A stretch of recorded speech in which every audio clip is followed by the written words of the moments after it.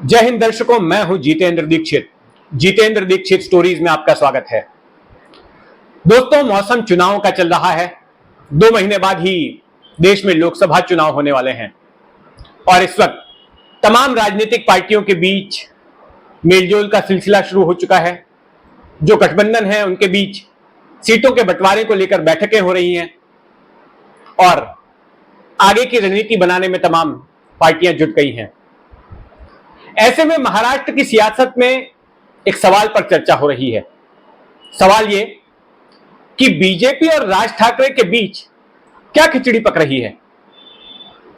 और ये सवाल इसलिए पैदा हुआ है क्योंकि मंगलवार की रात को गुपचुप बीजेपी नेता और महाराष्ट्र के उप मुख्यमंत्री देवेंद्र फडणवीस और एमएनएस के 3 बड़े नेताओं के बीच एक बैठक हुई। ये 3 नेता हैं संदीप देशपांडे, बाला नांदगांवकर और नितिन सरदेसाई। तो बैठक तो ये गुपचुप हो रही थी, लेकिन बैठक की खबर लीक हो गई और फिर इस पर चर्चा भी शुरू हो गई। अब चर्चा ये हो रही है कि आने वाले चुनावों को लेकर किसी तरह का गठजोड़ बीजेपी और एमएनएस में होने जा रहा है और उसी बातचीत की ये शुरुआत है।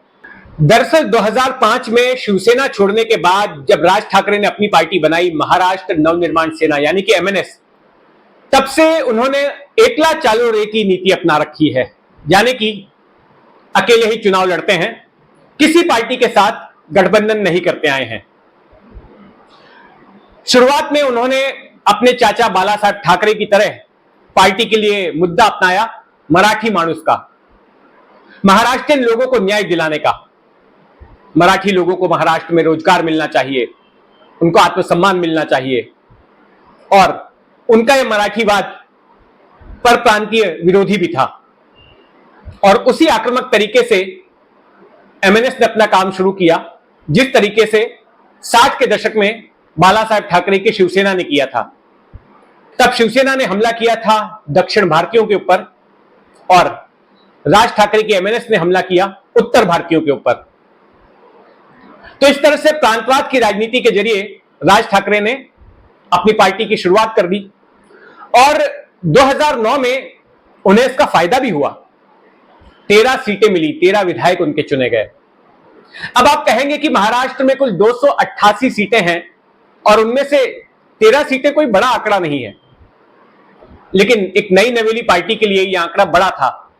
और राज ठाकरे की यह जीत इसलिए भी अहम थी क्योंकि भले ही राज ठाकरे ने जीती 13 ही सीटें थी, लेकिन उनकी पार्टी ने शिवसेना के कई उम्मीदवारों को हराने का काम किया था। कई सीटों पर एमएनएस के उम्मीदवारों ने शिवसेना उम्मीदवारों के वोट काटे थे, जिसकी वजह से शिवसेना उम्मीदवारों की हार हुई थी। उस दौर में राज ठाकरे की ऐसी हवा चली कि यह कहा जाने लगा कि शिवसेना का अस्तित्व खतरे में आ गया है और असली शिवसेना तो अब राज ठाकरे वाली एमएनएस है, क्योंकि राज ठाकरे में वही बाला साहब जैसी आक्रामकता थी, वही तेवर था, वही भाषण देने का, चलने बोलने का अंदाज था। जबकि उद्धव ठाकरे बाला साहब के बेटे होते हुए भी अपने पिता के गुर नहीं अपना सके थे। तो तमाम चर्चाएं हो रही थी, लेकिन अगले ही चुनाव में 2014 में यह साफ हो गया कि 2009 की सफलता सिर्फ एक पानी का बुलबुला थी। 2014 में एमएनएस को सिर्फ एक ही सीट मिल पाई, मराठी के मुद्दे पे ही चुनाव लड़ा था। 2019 में फिर एक बार एमएनएस ने मराठी के मुद्दे पर चुनाव लड़ा, लेकिन इस बार भी सिर्फ एक ही सीट मिल पाई। तो कुल मिलाकर एमएनएस का विस्तार नहीं हो रहा था, एमएनएस ग्रो नहीं कर पा रही थी। यही बाला साहब ठाकरे के साथ भी हुआ था।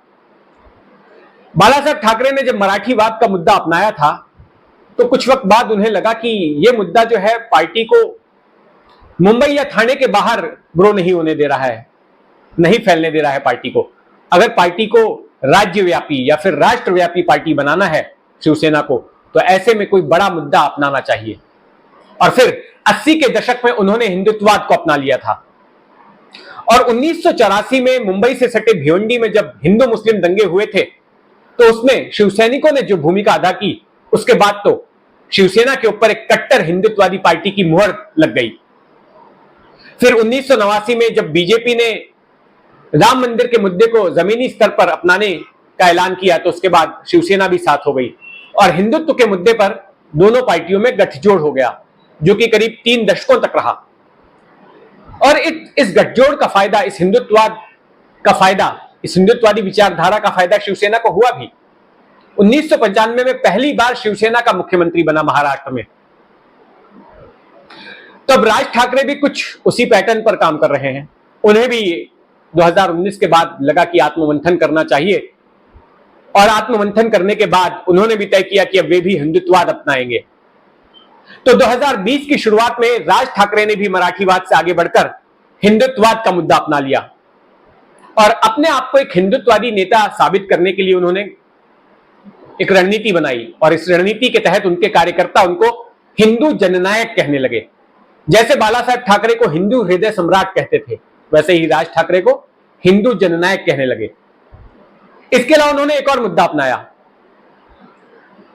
मस्जिदों में लाउडस्पीकर का विरोध, कि जिस तरह से मस्जिदों पर सुबह सुबह लाउडस्पीकर के जरिए अजान दी जाती है तो उससे राज ठाकरे का कहना था कि ध्वनि प्रदूषण होता है और अगर मस्जिदों से अजान बंद नहीं हुई लाउडस्पीकर के जरिए तो उनके कार्यकर्ता मस्जिदों के सामने जाकर हनुमान चालीसा बजाएंगे। इस बात को लेकर खूब बवाल हुआ था, खूब चर्चा हुई थी। अब चूंकि राज ठाकरे ने भी हिंदुत्ववाद अपना लिया है तो ऐसे में माना जा रहा है कि बीजेपी के साथ गठजोड़ करने के लिए उसके रास्ते खुल गए हैं और बीजेपी के साथ शिवसेना भी है। अब एकनाथ शिंदे वाली शिवसेना को ही चुनाव आयोग ने असली शिवसेना मान लिया है, विधानसभा के स्पीकर ने भी असली शिवसेना मान लिया है। तो अब चर्चा हो रही है कि हो सकता है आने वाले लोकसभा चुनाव में इनके बीच कोई गठजोड़ हो। अभी मैंने आपको चंद दिनों पहले एक वीडियो में बताया था कि एमएनएस ने 14 ऐसी सीटों की पहचान की है जहां पर कि वो अपने उम्मीदवार लोकसभा में उतार सकती है।